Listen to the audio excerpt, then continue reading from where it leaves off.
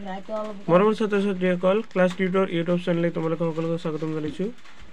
আজি মই ক্লাছ 6ৰ নতুন বিজ্ঞান বিষয়টোৰ অৰ্থাৎ নতুনকৈ যিটো অহা সিলেবাছ সেইটো কিতাপৰ পাঠ নম্বৰ 2 জীৱ আৰু জৈৱ বৈচিত্ৰ্য এইটো পাঠৰ প্ৰশ্ন উত্তৰ প্ৰথমৰ পৰা শেষলৈকে বিতংভাৱে আলোচনা কৰিছোঁ।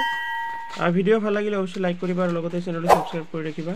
এতিয়া তোমালোকৰ মেইন প্ৰশ্নলৈ যাওঁ আমি। 1 নম্বৰ প্ৰশ্ন আছে অনুশীলনীৰ প্ৰথমটো প্ৰশ্ন। শুদ্ধ উত্তৰটো গোলক সম্পূৰ্ণকৈ পূৰ কৰা। ইয়াতে 4টা অপশ্যন আছে। 1 নম্বৰ আছে উদ্ভিদৰ তলৰ কোনটো প্ৰক্ৰিয়াত পখিলে উদ্ভিদক সহায় কৰে। এ আছে অভিযোজন, বি খাদ্য প্ৰস্তুত, চি অভিযোজন আৰু ডি আছে শ্বাস প্ৰশ্বাস। গতিকে ইয়াৰ উত্তৰটো হ'ব অপশ্যন নম্বৰ এ যিটো হয় ইয়াতে ৰাফ্ট কৰিব লাগিব।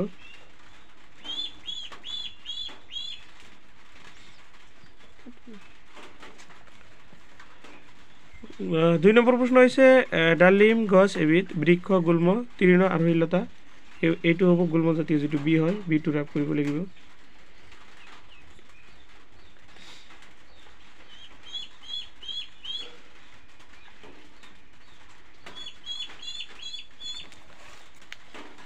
তিনি নম্বৰটো হৈছে তলৰ কোনবিধ জলজ উদ্ভিদ নহয়। পদুম জলজ হয়, খৰিকাজাই পুনিও জলজ উদ্ভিদ হয়, ভেটো জলজ উদ্ভিদ হয়, কিন্তু বিটো খৰিকাজাই এইটো জলজ নহয়, গতিকে সঠিক উত্তৰ বি হ'ব।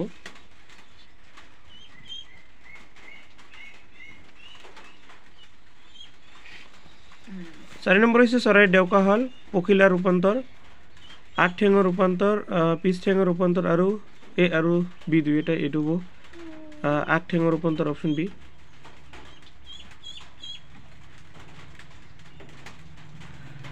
5 নম্বৰত আছে ঠাণ্ডা ঠাইত থকা জন্তুবোৰৰ দেহত দীঘল নম্বৰ কাৰ্য কি। এইটো অপশ্যন চি, ই দেহ শীতৰ প্ৰকোপৰ পৰা ৰক্ষা কৰে।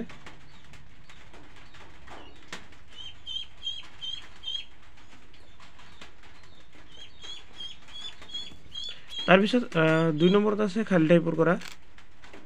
1 নম্বৰত হৈছে বীজপত্ৰ দেশৰ ভিতৰত থাকে, এইটো বীজৰ বা গুটিৰ ভিতৰত থাকে।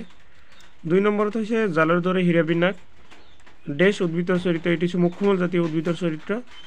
3 নম্বৰ হৈছে উটৰ কোষটোত কি হৈ থাকে, খাদ্য জমা হৈ থাকে। 4 নম্বৰত হৈছে পৰ্বতীয় অঞ্চলৰ গছৰ আকৃতি শংকুৰ দৰে হয়। 5 নম্বৰত ফোপোলা হাড় দেশৰ এক চৰিত্ৰ, এইটো হ'ব চৰাইৰ। তোমালোকৰ 3 নম্বৰ প্ৰশ্ন আছে। 3 নম্বৰ প্ৰশ্নত আছে চমুকৈ উত্তৰ লিখা।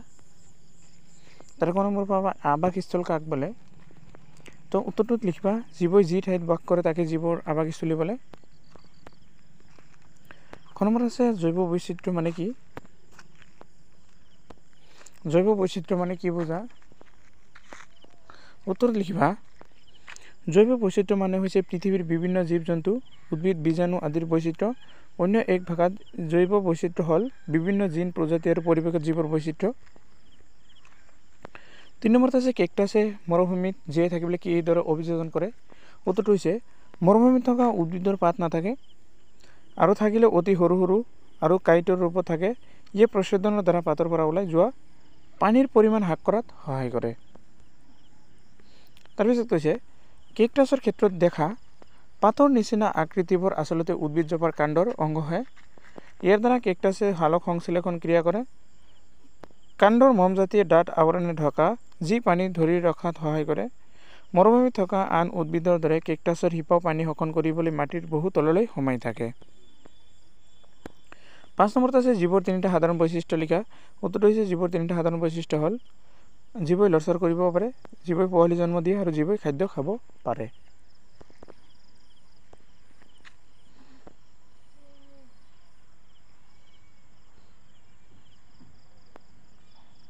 সৰি আচলতে তোমালোকৰ এইটো মানে 5 নম্বৰ নহয় 4 নম্বৰ প্ৰশ্নহে হ'ব, এইটো ভালকৈ চোৱা।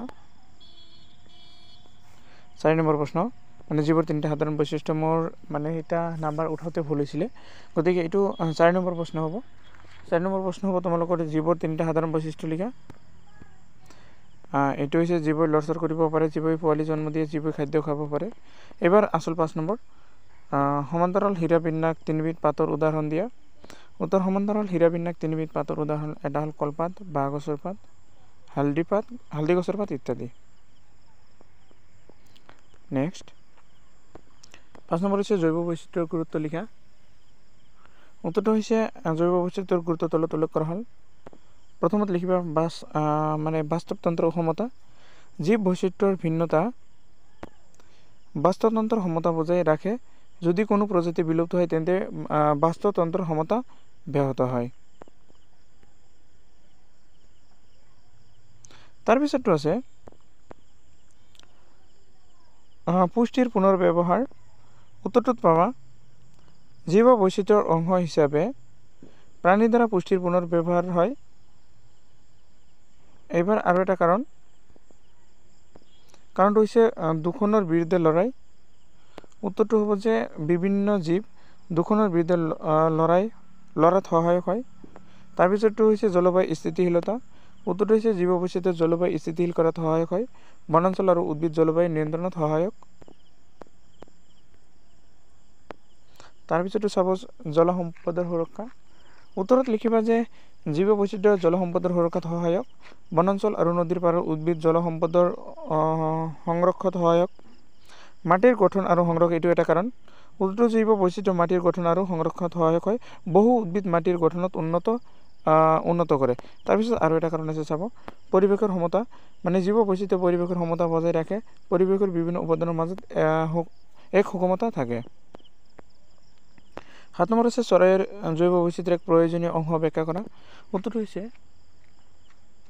চৰাইৰ জৈৱ বৈচিত্ৰ্যৰ এক অতি গুৰুত্বপূৰ্ণ অংশ বিভিন্ন প্ৰজাতিৰ চৰাই বিভিন্ন পৰিৱেশত বাস কৰে যিহেতু সিহঁত বিভিন্ন খাদ্য শৃংখলাৰ অংশ আৰু পৰিৱেশত ভাৰসাম্য বজাই ৰখাত সহায় কৰে চৰাইৰ বিভিন্ন কাম কাজ আছে যিটো জৈৱ বৈচিত্ৰ্যৰ বাবে অতি আৱশ্যক যিটো জৈৱ বৈচিত্ৰ্যৰ বাবে অতি প্ৰয়োজনীয় চৰাইৰ জৈৱ বৈচিত্ৰ্য কেনেদৰে সহায় কৰে পৰিৱেশত ভাৰসাম্য ৰক্ষা কৰা প্ৰথমত চাব পৰিৱেশত ভাৰসাম্য ৰক্ষা কৰা এইটো এটা কাৰণ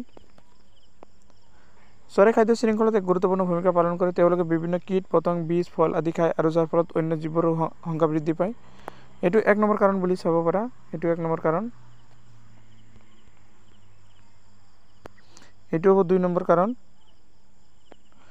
বহুতো চৰাই বীজ ছাৰে যাৰ ফলত নতুন উদ্ভিদৰ জন্ম হয় তাৰ পিছত এইটো লিখিব 3 নম্বৰ কাৰণ পৰিৱেশ সংৰক্ষণ চৰাইৰ পৰিৱেশত থকা বিভিন্ন বিপদৰ পৰা সংৰক্ষণত সহায় কৰে তাৰ পিছত এইটো হ'ব 4 নম্বৰ পৰ্যটনৰ বাবে সুযোগ চৰাইৰ বৈচিত্ৰ্য পৰ্যটনৰ বাবে এক আকৰ্ষণীয় বিষয় তাৰ পিছত আৰু এটা এইটো 5 নম্বৰ কাৰণ বুলি লিখিব পাৰা চৰাইৰ ওপৰত গৱেষণা কৰি নতুন জ্ঞান আহৰণ কৰিব পাৰি এই কাৰণবোৰৰ বাবে চৰাইৰ জৈৱ বৈচিত্ৰ্য এক প্ৰয়োজনীয় অংশ খুবই গুৰুত্বপূৰ্ণ প্ৰশ্ন এইটো কিতাপত ঠিক ঠাক মতে দিয়া নাই মই নিজাববীয়াকৈ এইটো প্ৰশ্ন শুনোৱা হৈছে গতিকে ভালদৰে চাবা আৰু আকৌ এবাৰ কৈছোঁ ভিডিঅ'টো ভাল লাগিলে অৱশ্যই লাইক কৰিবা আৰু লগতে চেনেলটো সাবস্ক্ৰাইব কৰি ৰাখিবা 4 নম্বৰ প্ৰশ্ন কৈছে শুদ্ধ নে অশুদ্ধ লিখা এইটো সকলো পতংগই আমাৰ বাবে অপকাৰী এইটো অশুদ্ধ হ'ব কাৰণ পতংগ আমাৰ বাবে সকলোই অপকাৰী নহয় উপকাৰীও আছে 2 নম্বৰ কৈছে চৰাইয়ে অৰণ্য বিচৰণত সহায় কৰে এইটো শুদ্ধ হ'ব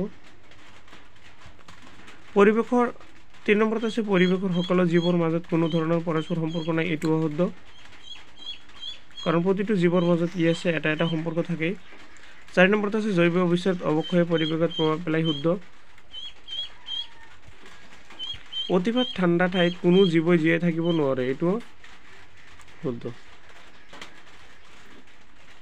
আজিৰ ভিডিঅ' এইখিনিলৈকে আৰু ভিডিঅ'টো সম্পূৰ্ণ কৰি চোৱাৰ বাবে সকলোকে ধন্যবাদ জনাইছোঁ